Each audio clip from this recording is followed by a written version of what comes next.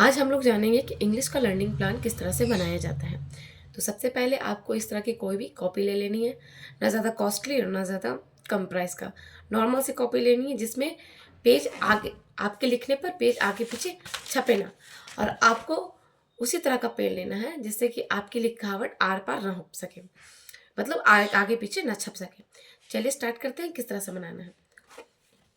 सबसे पहले पेज को आपको छोड़ देना है, इसमें इंडेक्स लिखाएगा, यानी आपने कौन कौन से लेसन को चुना है इसमें ये लिखाएगा। और हर एक लर्निंग प्लान में आपने कौन सा लेसन को चुना है इस पेज में ये लिखाएगा। आपका ऊपर में नाम लिखाएगा, क्लास लिखाएगा, सब्जेक्ट लिखाएगा। नेक्स्ट पेज को भी आपको छोड़ देना है, क्योंकि हो सकता है कभी कई बार ऐसा होता है कि फर्स्ट पेज लिखते वक्त हम लोग गड़बड़ा जाते हैं, कुछ गड़बड़ी कर देते हैं, जिसके कारण आपको सेकंड पेज भी छोड़ देना है। अब थर्ड पेज पर आ जाएंगे हम लोग। थर्ड पेज पर देखेंगे कि यहाँ पर जिस तरह से लिखा हुआ लर्निंग प्लान फर्स्ट, यानी आपको जैसे जैसे आप 15-15 लर्निंग प्लान बनाएगा तो उस तरह से पहले हेडिंग देना पड़ेगा आपको। स्टार्ट करते हैं। टीचर्स नेम, जो भी आपका नाम है उसमें आप इसमें लिख सकते हैं। दूसरा है क्लास, आप जिस क्लास को, अपना क्लास नहीं लिखना है, आप जिस क्लास को पढ़ाने जा रहे हैं उस क्लास को लिखना है। ड्यूरेशन, जैसे कि आप पहले घंटे में पढ़ा रहे हैं, दूसरे घंटे में पढ़ा रहे हैं, या फिर आप एक घंटे कितने मिनट की होती है तो 45 मिनट की होती है, 45 मिनट पढ़ा जाएगा। फिर थर्ड में है डेट, आप जिस डेट को पढ़ाएंगे उस डेट को यहाँ लिखेंगे। थर्ड है सब्जेक्ट, सब्जेक्ट में जाहिर सी बात है इंग्लिश का लर्निंग प्लान तो इंग्लिश लिखाएगा। सब्जेक्ट मैटर में आप जो टॉपिक पढ़ाएंगे उसको लिखेंगे। नेक्स्ट है सब्जेक्ट सब टॉपिक। सब टॉपिक जैसे कि आप कोई पोएम पढ़ा रहे हैं, उस पोएम में क्या क्या नॉलेज मिलेगा, जैसे कि मान लीजिए कोई वेजिटेबल से रिलेटेड पोएम है, उसमें वेजिटेबल बच्चों को वेजिटेबल्स के बारे में, वेजिटेबल्स नेम के बारे में पता चलेगा, तो यहाँ पर आपको लिखना है vegetables name. Okay. Next clear review related to the subject matter, यानी कि पढ़ाने से पहले हम लोग कुछ पूर्व समीक्षा करते हैं कि किस तरह से पढ़ाना है, बच्चों को क्या नॉलेज है, मुझे क्या है, या फिर सिलेबस किस तरह से रिलेटेड है। तो work to be done before teaching, मतलब टीचिंग से पहले का काम है। तो इसमें सब यहाँ पर सब हेडिंग बन जाएगा। Are the students already aware of this topic, क्या बच्चे पहले से इस टॉपिक से संबंधित हैं। जाहिर सी बात है, मान लीजिए मैंने जैसे एग्जांपल मैं लेकर बताती हूँ कि 2 क्लास की एक बुक में एक स्टोरी है वेजिटेबल से रिलेटेड, तो बच्चे क्या वेजिटेबल्स के बारे में जानते हैं, बच्चे पहले भी कई बार वेजिटेबल देखे हैं, खाए हैं, तो बच्चे जानते ही हैं, उसको आप इंग्लिश में लिखिएगा। नेक्स्ट है is the topic related to the nearby surrounding of the students, क्या यह जो आप पढ़ाने जा रहे हैं वो बच्चों के वातावरण से जुड़ा हुआ है। तो जाहिर सी बात है वातावरण से जुड़ा हुआ है, क्योंकि बच्चे खाते हैं उसे, देखे हैं उसे, खेलते भी हैं उसे। Next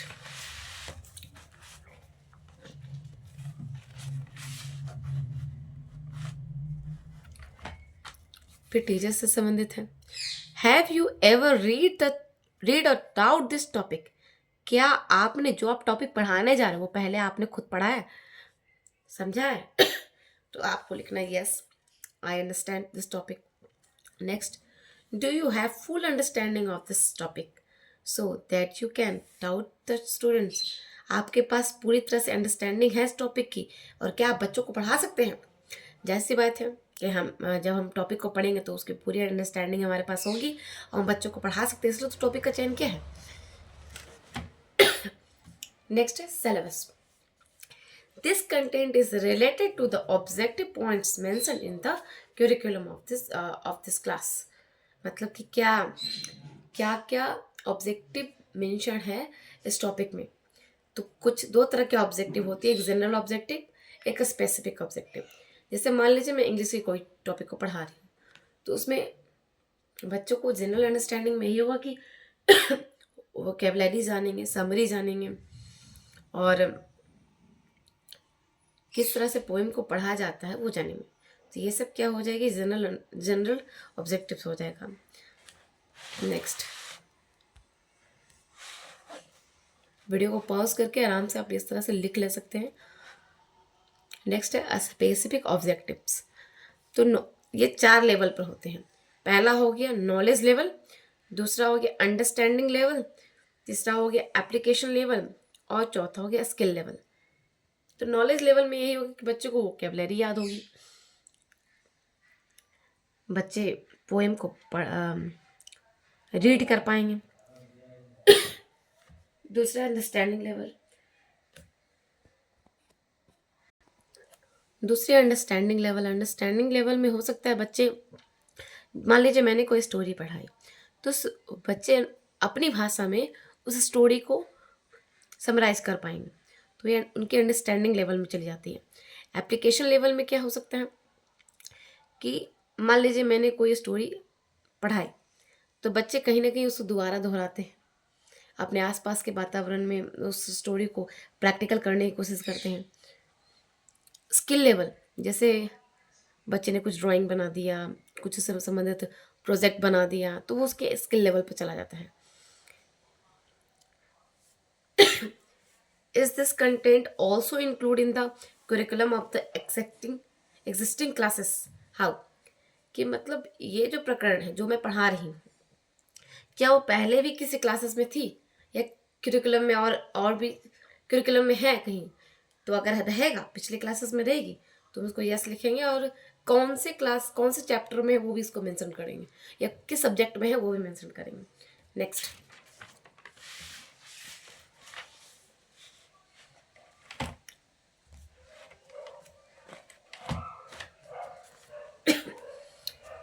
this content is related to which other subject units of the class. वो था कि प्रीवियस क्लास में आप है कि नहीं, और ये है कि इस क्लास में है कि नहीं, इस सब्जेक्ट में, इस क्लास के अदर सब्जेक्ट में है कि नहीं। तो अगला जानेंगे develop a learning plan on the topic. अब आपको इस पर लर्निंग प्लान डेवलप करना है। पूर्व समीक्षा हो गई, अब आपको कैसे पढ़ाना है वो उसमें दिखाना है। But basic understanding might the students in the classroom have about this topic। मतलब कि आप जो टॉपिक पढ़ाने जा रहे हैं उससे संबंधित उस बच्चे को क्या क्या अंडरस्टैंडिंग पहले से है या हो सकती है, उसमें इसमें लिखना है। फिर करना है description of them, description of theme and सब थीम, ब्रीफ इंट्रोडक्शन। मतलब कि आप जो पढ़ाने जा रहे हैं, teacher training activity, student activity, तो किस तरह से उस लेसन को स्टार्ट कीजिएगा। वार्मर क्वेश्चन जो होती हैं स्टार्टिंग के लिए, तो उसमें आपको लिखना है। जैसे कुछ अगर मान लीजिए मैंने एग्जांपल लिया था स्टार्टिंग में वेजिटेबल्स का, तो वेजिटेबल्स बच्चों को दिखा सकते हैं, पूछ सकते हैं ये क्या है, ये क्या है, इस तरह से वार्मर आप स्टार्ट कर सकते हैं। तो बच्चे आंसर देंगे ये एप्पल है, मैंगो है, फ्रूट है। तो इस सबको क्या बोला जाता है, तो बच्चे जाहिर सी बात है बोलेंगे वेजिटेबल्स या फिर फ्रूट्स जो भी है बोलेंगे, तो स्टार्ट यहाँ से टॉपिक कर सकते हैं। नेक्स्ट है टुडेज टॉपिक अनाउंसमेंट। जैसे ही बच्चे उसको बता देंगे कि ये वेजिटेबल या फ्रूट है, तो आप उसको स्टार्ट कर सकते हैं। बच्चों नाउ आई एम लर्निंग, या फिर आप बोल सकते हैं टुडेज टॉपिक इज, जो भी चैप्टर पढ़ाने जा रहे हैं उसका नाम ये सब बोल सकते हैं, और यहाँ पे आपको लिखना पड़ेगा। ये सभी का अलग अलग तरीका होता है बोलने का, तो आपको जैसे कंफर्टेबल लगता है उस तरह से आप लिख सकते हैं इसमें। नेक्स्ट पढ़ते हैं critically analyse why this topic should be taught to student. मतलब आपको क्रिटिकली सोचना है कि ये टॉपिक आपको बच्चों को क्यों पढ़ाना चाहिए। Next, what important concept are involve in this topic. मतलब जो आप टॉपिक पढ़ाने जा रहे हैं उसमें क्या क्या कंसेप्ट हैं। जैसा कि आपको पता होगा 1 से लेकर 5 तक आपको पढ़ाना है, और 6 से 8 तक आपका S9 पेपर जो रहता है वो आपको पढ़ाना है। तो S9 पेपर जिनका इंग्लिश होगा वो पढ़ाएंगे, लेकिन जिनका S9 पेपर इंग्लिश नहीं है वो 1 to 5 का ही लर्निंग प्लान बनाएंगे। तो आप अपर क्लास का बनाएगा तो ज़्यादा से ज़्यादा कंसेप्ट मिलेगा, और लोअर क्लास का बनाएगा थोड़ा कम कंसेप्ट मिलेगा। इसलिए कोशिश कीजिएगा कि छोटे क्लासेस का बनाना शुरू कीजिए, और धीरे धीरे आप अपर क्लासेस में जा सकते हैं। Which aptitude of the child develop should be affected by this topic. मतलब आप जो भी पढ़ाएंगे उससे बच्चे का क्या एप्टीट्यूड डेवलप होगा, उसको आपको लिखना पड़ेगा यहाँ। टीचिंग लर्निंग मेथड, आप किस टीचिंग मेथड का यूज़ कीजिएगा, उसको यहाँ पर लिखना है। जैसे मान लीजिए स्टोरी टेलिंग मेथड यूज़ करते हैं तो यहाँ पर ये लिखना पड़ेगा, या फिर मतलब जिस भी आप मेथड को चुनते हैं उसको यहाँ पर लिखना पड़ेगा। नेक्स्ट दिख रहा है आप सभी को, why this method was chosen, मतलब ये मेथड आपने क्यों चुना, पेडागोजिकल बेसिस बताना है आपको इसमें बताना पड़ेगा क्यों चुना गया। तो मान लीजिए जैसे आपने स्टोरी टेलिंग मेथड चुना तो बच्चे इंटरेस्ट लें, एंजॉय लेकर पढ़ें, या फिर आपने रोल प्ले मेथड चुना तो रोल प्ले क्यों चूज किया था, जनरली इसका रीज़न ये होता है कि रोल प्ले का कि बच्चों को लॉन्ग टर्म तक याद रह सके वो चीज़ें और बच्चे उससे एंजॉय के साथ कर सकें। नेक्स्ट है planning of the presentation of this topic, मतलब आपको किस तरह से इस टॉपिक को पढ़ाना है। टॉपिक एनालिसिस सेकंड वाले में बन जाएगा टीचर ट्रेनिंग एक्टिविटी, थर्ड में हो जाएगा स्टूडेंट्स एक्टिविटी और फोर्थ में हो जाएगा ब्लैक बोर्ड वर्क। तो इसको मैं अगले वीडियो में करके बताऊंगी एक लेसन का। फिलहाल मोटा मोटा ये समझ सकते हैं आप लोग सभी कि टॉपिक एनालिसिस, मान लीजिए पहला में आपने पोएम लिखा, पोएम की 4 लाइनें लिख दी यहाँ पर, ठीक है, और उसमें आपने लिख दिया recite of the poem, reciting of the poem, या फिर लिख दीजिएगा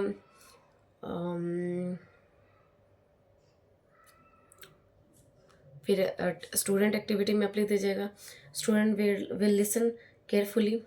फिर ब्लैक बोर्ड वर्क में आप लिख दीजिए कुछ वर्ड मीनिंग मान लीजिए लिख दिया आपने। इस तरह से आप इसको बनाते जाइएगा 4-4 लाइन कर करके। नेक्स्ट ये वाला पेज में भी वही चीज़ लिखाएगा।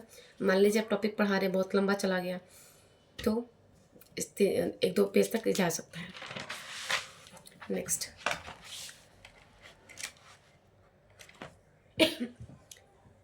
रिकैप्चुलेशन teacher child activity black board summary.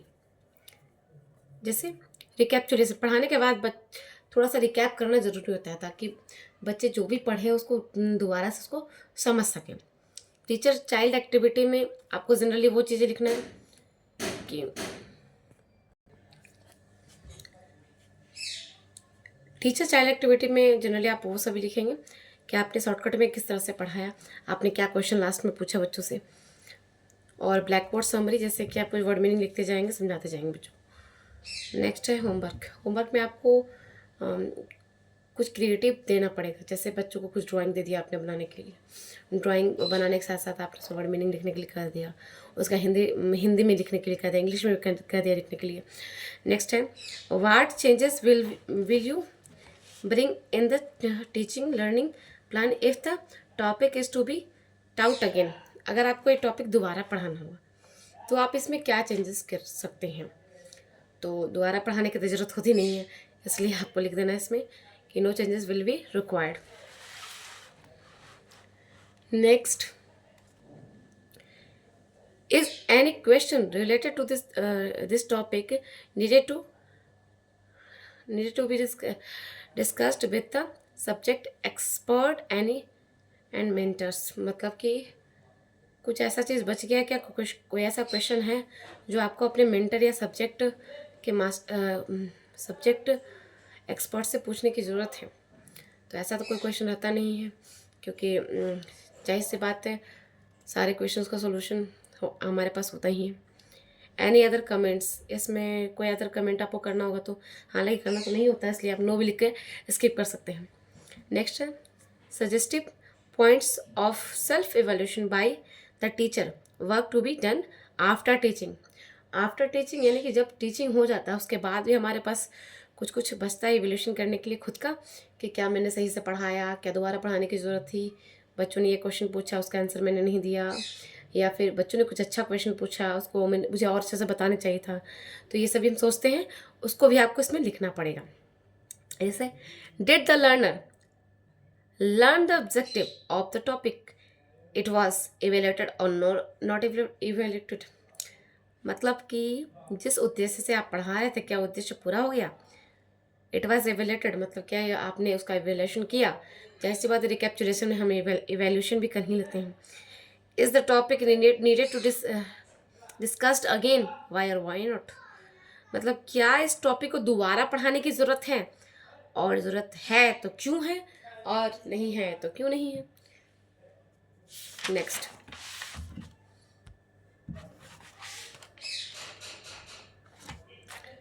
what were the important question asked by the students, how many student asked the questions, मतलब कि बच्चों ने क्या क्या महत्वपूर्ण प्रश्न पूछे और कितने बच्चों ने क्वेश्चन पूछे, आपको ये लिखना है। How did you explain these questions, did the student get the opportunity to solve themselves. जैसे बच्चे कुछ प्रश्न पूछते हैं तो पहले हमें ये अपॉर्चुनिटी देना चाहिए कि आपस में ही बच्चे उन प्रश्नों को सॉल्व कर लें। अगर करने में असंभव है तभी टीचर को हस्तक्षेप करके उसे बताना चाहिए, ये बेस्ट मेथड होता है। तो पहले तो बच्चों को मौका देना है, अगर बच्चे नहीं बता पाएंगे तब आपको बढ़िया से इस क्वेश्चन को एक्सप्लेन करना पड़ता है। What were the resources used in teaching learning process to this topic, how useful they were, मतलब कि जो भी आपने टीचिंग लर्निंग प्रोसेस में सामानों को यूज किया, जनरली हम लोग TLM का यूज करते हैं या फिर कुछ प्रोजेक्ट का यूज कर लिया, तो उससे हम पढ़ाते हैं, तो क्या वो यूज़फुल हुआ, मतलब मैं जिस उद्देश्य से ले गई थी उसके बच्चे समझ पाए। अगर समझ पाए तो आपको लिखना है कि आपने मान लीजिए चॉक डस्टर का यूज़ किया, ब्लैक बोर्ड का यूज़ किया, TLM का यूज़ किया, तो किस तरह से आपने यूज़ किया है।